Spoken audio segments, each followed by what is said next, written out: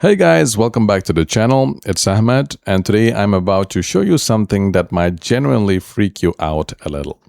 Right now, sitting behind that phone in your pocket is a Google account that knows more about you than your best friend does. Every email you have sent, every video you have watched, every place you have walked into with your phone in your pocket, it's all sitting there, quietly logged in. And yeah, you're watching this video right now, and Google probably knows about that too. But here's the good news. You are not powerless here. In the next few minutes, I'm going to walk you through exactly how to lock down your Google account so hackers can't touch it. And then we're going to flip over to privacy side and strip away all that creepy tracking you never agreed to. So grab your phone because we're going to do this together, step by step. First things first, security. Head over to your Google account settings, maybe open your Gmail app, and then tap that profile icon in the top right corner. Hit Manage Your Google Account and go straight to the Security tab, because that's where we're going to be living for the half of this video. The very first thing you want to do is set up two-step verification. Think of this as second lock on your front door. Even if someone somehow gets your password, they still can't get in without this second piece. Now, you've got a few options here. My favorite, and the one I recommend, is you're serious about locking things down, is a physical security key. It's basically the gold standard, but if that feels kind of overkill, a Google prompt that pings your phone works great too. Or you can use an authenticator app that splits out a fresh code every time you log in. Pick whichever fits your life, just please don't skip this step. Once that's set up, scroll down and check for your devices. This is huge, especially if you have had your account for years. You would be shocked how many old phones, laptops, and browsers are still technically logged into your account. Click Manage All Devices and look for anything that seems off. Some random location you have never been to, a device you don't recognize, see something sketchy, tap it and sign it out immediately. Next up, Enhanced Safe Browsing. This one's almost too easy not to turn on. Go back to Security page and find Enhanced Safe Browsing and flip that toggle. What this does behind the scenes is check every link you click, whether it's in your email or just browsing around, against a constantly updated list of known malicious sites. So, if you're about to click something sketchy, Google steps in and stops you before it becomes a problem. One toggle, way more protection. Now, here's a feature a lot of people don't know even exists: the dark web scan. The dark web is where stolen information gets bought and sold. Usernames, password, all of it. Scroll down on the same security page and you will see an option to check if your email shows up in any of those leaks. Don't worry if you don't have that option, then please skip the step. If you do have it, then go ahead and run the scan. If it comes clean, awesome. If it doesn't, then don't panic. This happens to a lot of people because data breaches happen constantly and it's rarely your fault. What matters is what you do next. Figure out which site the leak was tied to and change the password right away.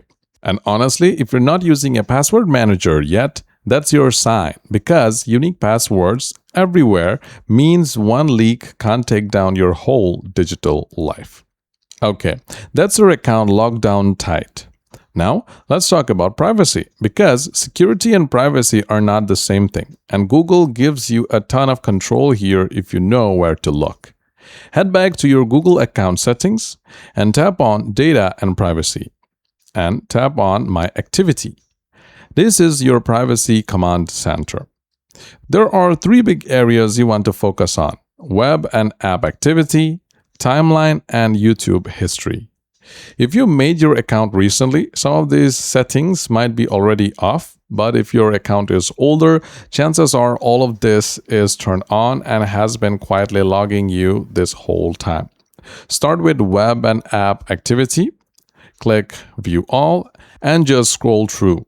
You will probably see stuff you completely forgot about, random searches, sites you visited, all timestamped and stored. If that makes you uncomfortable, you can turn it off entirely. Just know there's a trade-off. Some of those handy features like autocomplete, guessing your favorite sites rely on this history. So turning it off means a less convenience for a lot more privacy. You can also wipe your past activity clean right from the same page. And Google will even show you a preview of what's about to get deleted before you confirm, so there's no surprise. Next is Timeline. This is the one that tracks literally everywhere you have physically been. Sometimes it even builds you a cute little monthly recap. Cool in theory, a little unsettling when you think about it. If you would rather Google not have a timeline of your moments, turn it off the same way. Then there's YouTube History. Same process, click through it and pause it. You can also dig into specific watch history and delete it if you want a clean slate. Now, if you decide to keep any of this activity turned on, here's a pro tip. Add extra verification so nobody can just casually open your activity page without your password or your two-factor code. And if you want a middle ground between full tracking and full deletion, you can set an auto-delete timer. 3 months, 18 months, etc. so your data cleans itself out automatically over time. Now, let's talk about ads, because this is the part that annoys most people. Google builds a profile of your interests to serve you personalized ads.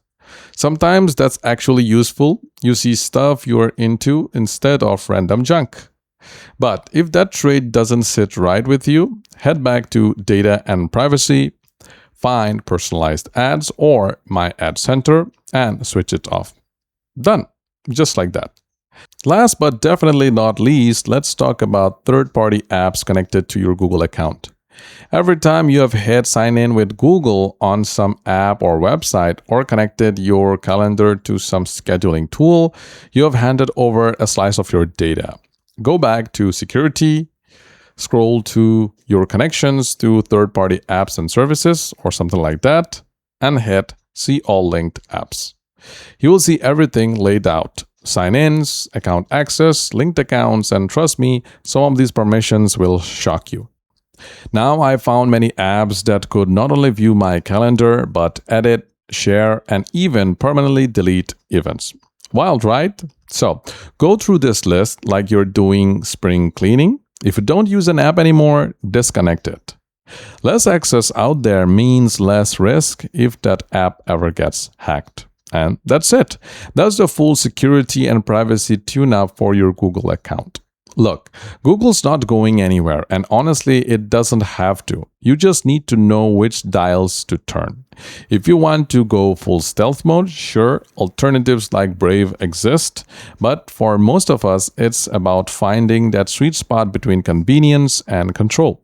If this video helped you lock things down, smash that like button, subscribe if you are new here, go check out that camera video right after this one, and I'll catch you in the next video. Until that day, take care.